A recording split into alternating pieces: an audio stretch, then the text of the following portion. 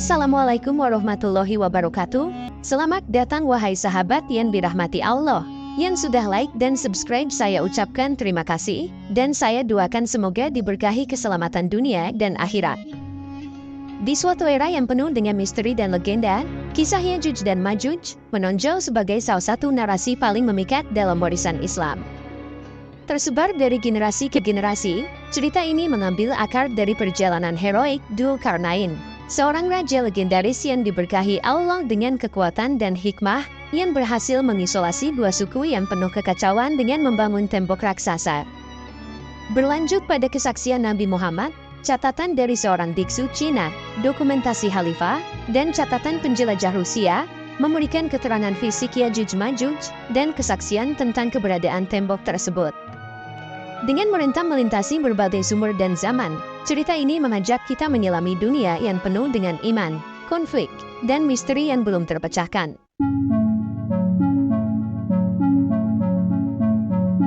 Di zaman dahulu, di sebuah wilayah yang kini dikenal sebagai Timur Tengah, hiduplah seorang raja yang kebijaksanaannya melampaui zaman, Dzulkarnain.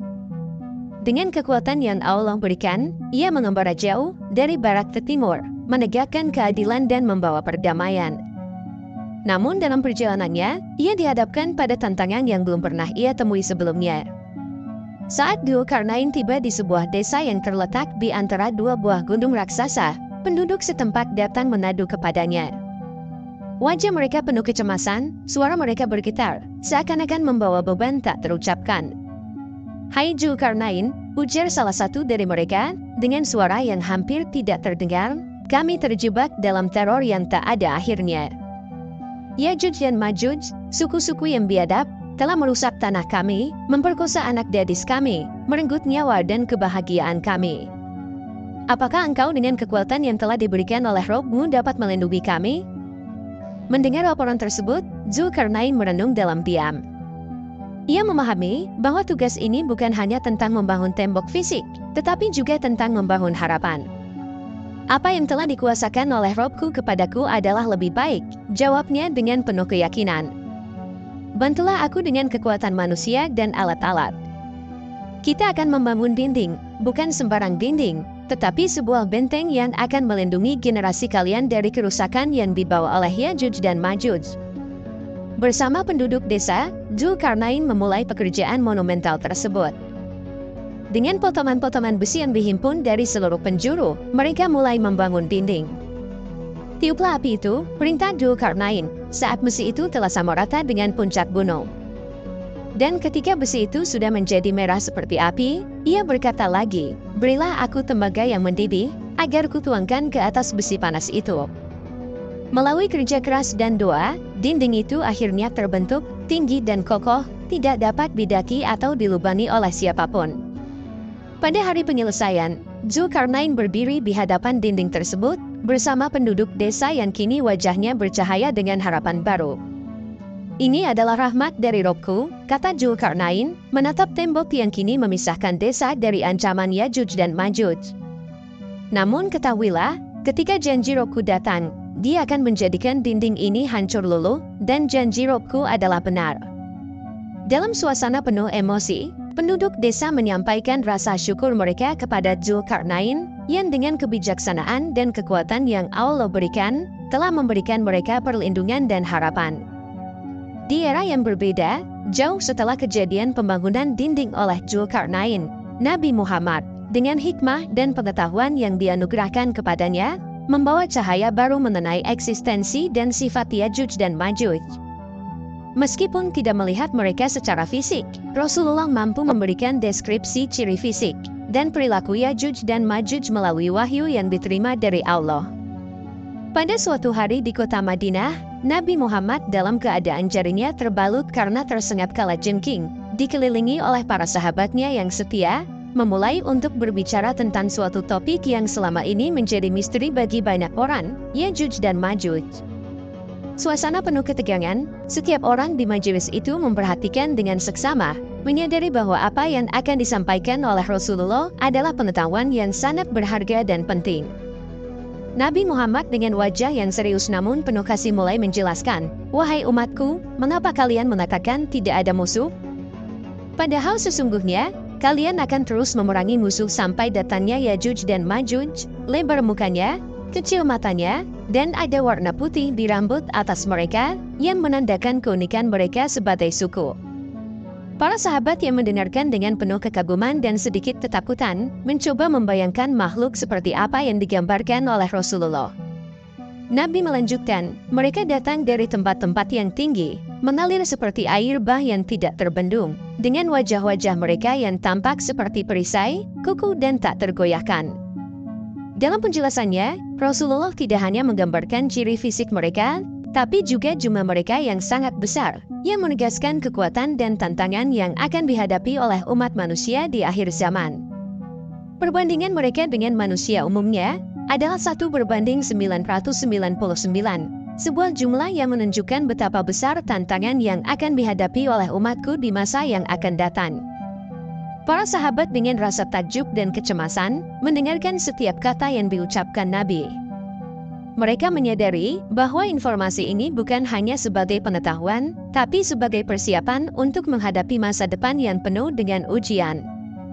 Nabi Muhammad menutup pembicaraannya dengan pesan penuh harapan, namun, janganlah kalian takut atau putus asa, karena sesungguhnya Allah telah menetapkan segalanya dengan hikmahnya.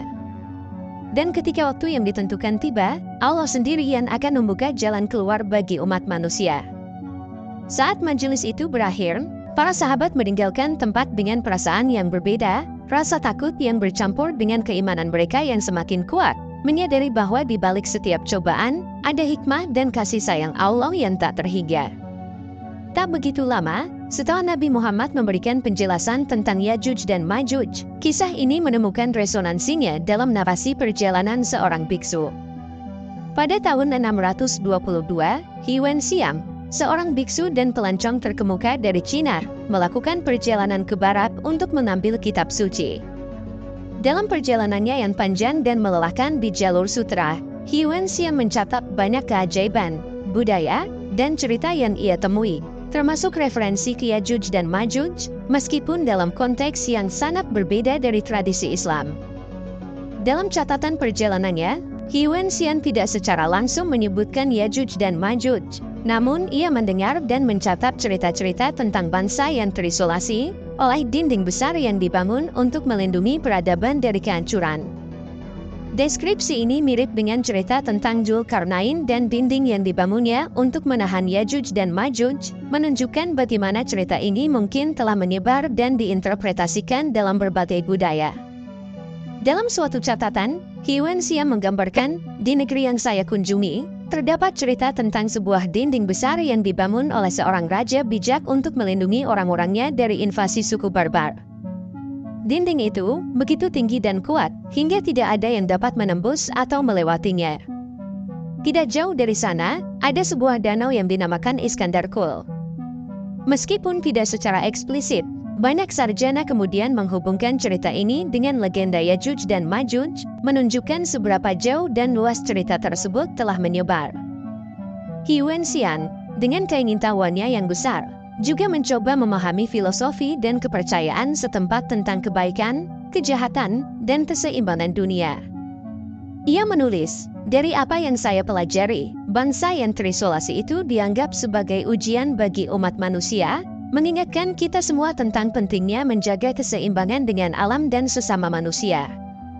Meskipun Hiuen Siam tidak pernah secara langsung bertemu dengan Yajuj dan Majuj atau melihat dinding yang legendaris itu, catatannya memberikan perspektif menarik tentang bagaimana sebuah cerita dapat beradaptasi dan bertahan dalam ingatan kolektif berbagai budaya.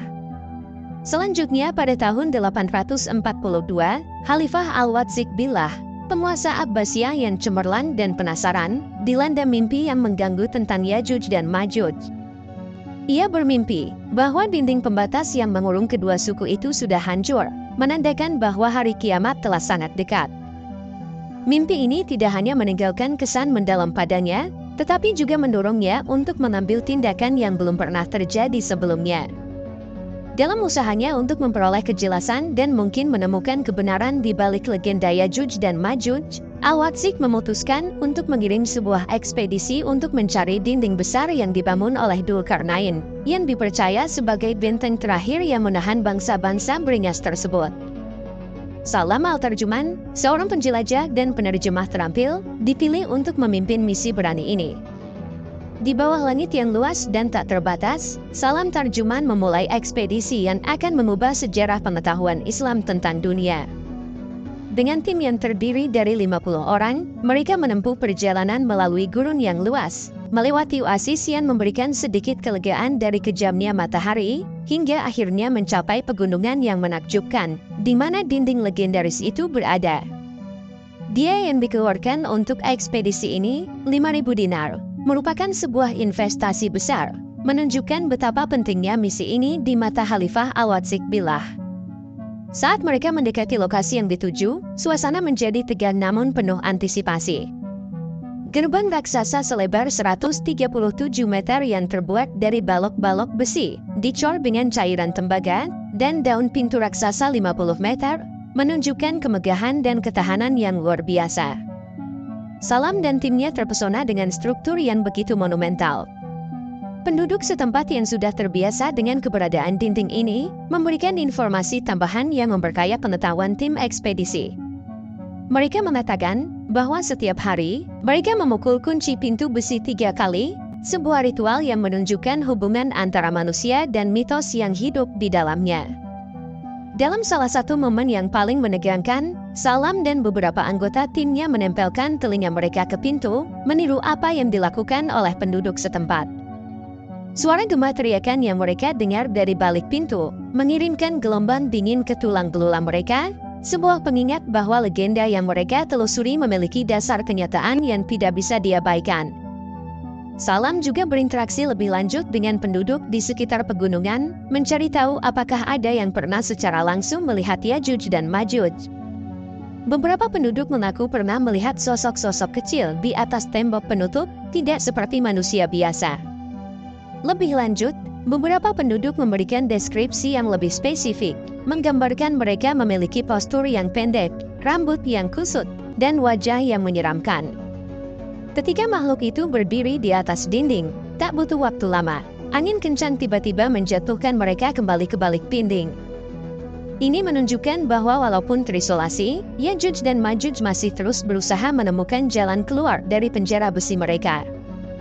Ekspedisi Salam Tarjuman tidak hanya memperluas pemahaman geografis tentang dunia yang dikenal saat itu, tetapi juga menambahkan lapisan baru pada narasi Yajuj dan Majuj dalam tradisi Islam.